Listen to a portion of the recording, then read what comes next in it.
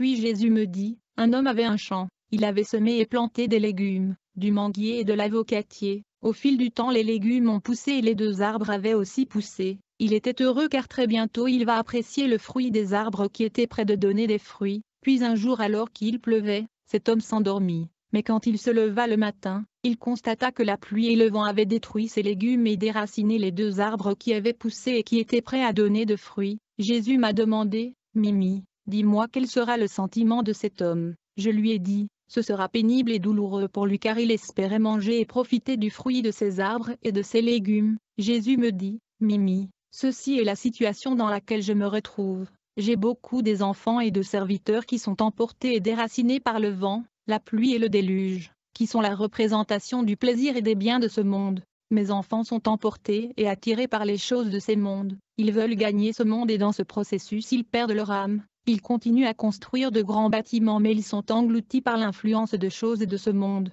Et pourtant Paul a dit, je compte toutes choses comme une perte par rapport à l'excellence de la connaissance du Christ mon Seigneur, pour qui j'ai tout perdu. Je considère tout comme des ordures pour que je puisse gagner le Christ, dit Jésus. Mes enfants peuvent revenir à moi s'ils le veulent, et je serai heureux de les accueillir mais l'amour du monde et les choses de ce monde les arrêtent. Ensuite Jésus me dit, Mimi, tout ce qui s'est passé autour de ma mort a un sens. Quand je me suis tenue devant Pilate, il m'a demandé, es-tu le roi des Juifs? Je lui ai dit tu l'as dit, ces paroles sont l'expression de l'autorité. Mimi, tu vas dire à mon peuple à apprendre à exercer l'autorité, ils doivent apprendre à parler, déclarer et décréter des choses avec autorité. Parce que sur la terre il y a aussi des gens méchants, quand ces gens déclarent des paroles de méchanceté ça se réalise. Jésus dit, quand je me tenais devant Pilate nous étions tous 2 rois et nous étions face à face, nous étions 2 rois en face. Pilate était un roi mais je suis le roi du roi. C'est pourquoi Pilate enleva son manteau royal et l'a mis sur moi. Il pensait qu'il se moquait de moi, mais c'était symbolique. À vrai dire il honorait ma royauté et mon autorité en me remettant sa royauté et son autorité, c'était l'accomplissement de l'écriture. Il honorait le roi de rois sans le savoir, il remettait son pouvoir et sa royauté au roi du roi. Jésus m'a dit, Mimi, j'ai été crucifié avec 2 voleurs. Le premier a dit, si vous êtes le Fils de Dieu sauvez-vous, mais le deuxième voleur m'a dit, Jésus, souviens-toi de moi dans ton royaume. Les 2 voleurs représentent l'Israël de la chair et l'Israël de l'esprit qui est l'Église composée de gens de toutes les nations. Il est écrit, il est venu chez les siens, et les siens ne l'ont point reçu, mais à tous ceux qui l'ont reçu, à ceux qui croient en son nom elle a donné le pouvoir de devenir enfants de Dieu. Jésus a dit, je suis venu pour l'Israël de la chair, mais ils ont foulé la grâce aux pieds, mais les nations de la terre qui ne me voient pas me reçoivent. Ceci est le type de la reine Esthée et de la reine Vashti. La reine Esthée représente l'Israël de l'esprit qui est l'Église. La reine Vashti représente l'Israël de la chair. Jésus dit, Mimi, l'Israël de l'esprit qui est l'Église a reçu le double portion, parce qu'ils sont les enfants et ils sont serviteurs, alors que les enfants d'Israël n'étaient pas des enfants, mais plutôt des serviteurs. Mais vous l'Église vous êtes à la fois des enfants et serviteurs parce que vous avez le double portion.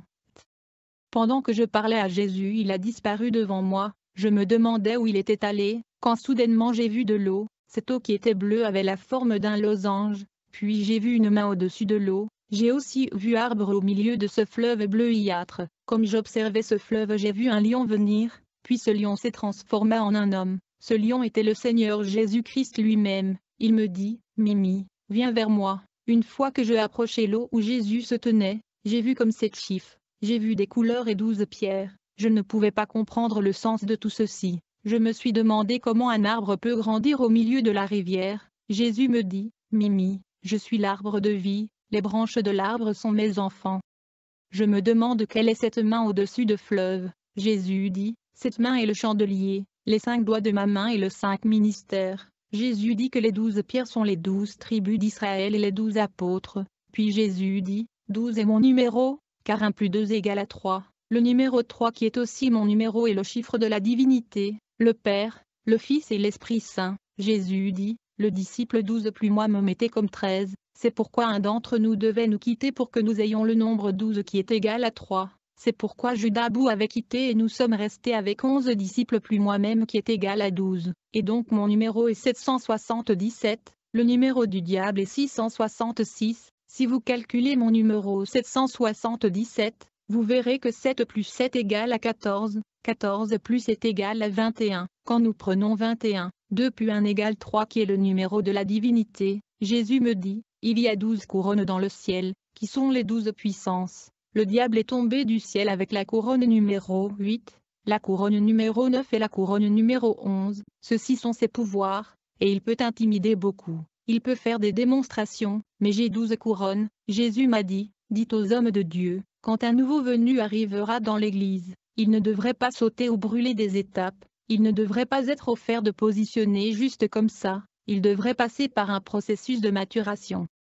Parce que dans le mystère du numérologie le nombre 1 signifie la totalité, cet homme nouvellement venu doit chercher Dieu dans sa totalité. Le numéro 2 signifie séparation, détachement et partition, il doit se séparer et se détacher du monde, il doit crucifier la chair. Le nombre 3 signifie changement et résurrection, il doit changer. Le nombre 4 est la puissance de Dieu, cela signifie qu'il devrait chercher à être rempli et revêtir de la puissance de Dieu. Le numéro 5 est la main de Dieu, ceci signifie qu'il devrait chercher la main de Dieu dans son la vie. Le numéro 7 est la perfection, il doit travailler pour chercher la perfection. Puis je regardai Jésus et il me regarda et dit, le nombre 10 signifie la grâce, le numéro 12 est la divinité. Il me dit, le diable ne pas tomber avec ces chiffres, il est tombé avec le numéro 8,9 et 11, mais le numéro 12 est pour moi, c'est pourquoi j'ai choisi le 12 disciples. Jésus me dit, quand quelqu'un vient à l'église, il doit chercher Dieu, il doit être séparé du monde, il doit être changé, il doit être en présence de Dieu, il doit être perfectionné, puis me dit,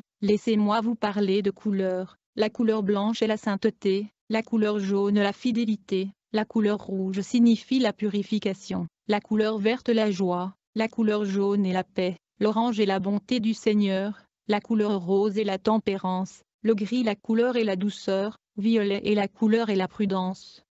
Nous avons atterri dans un endroit où il y avait beaucoup de biens terrestres que vous pouvez imaginer. Ce qui me frappa est que j'ai vu un vêtement que j'ai donné à un ami il y a plusieurs années. J'ai dit à l'ange du Seigneur, ce vêtement était le mien. L'ange me dit, cet endroit est un poubelle, on jette les choses que vous donnez aux gens à contre-cœur avec murmure. L'ange me dit, Mimi, quand tu donnais à ton ami ce vêtement tu l'as dénigré dans ton cœur, c'est pourquoi ce vêtement se retrouva ici dans le poubelle, il y avait des insectes qui mangeaient les choses que je voyais ici. L'ange me dit, tu vas dire dis aux croyants, quand vous donnez quelque chose à quelqu'un dans le besoin, ne murmure pas en vous, faites-le de bon cœur sinon il finira dans la poubelle. Cet endroit était véritablement une poubelle, et il était plein de biens terrestres que les gens offraient leurs semblables en double cœur. Plus tard,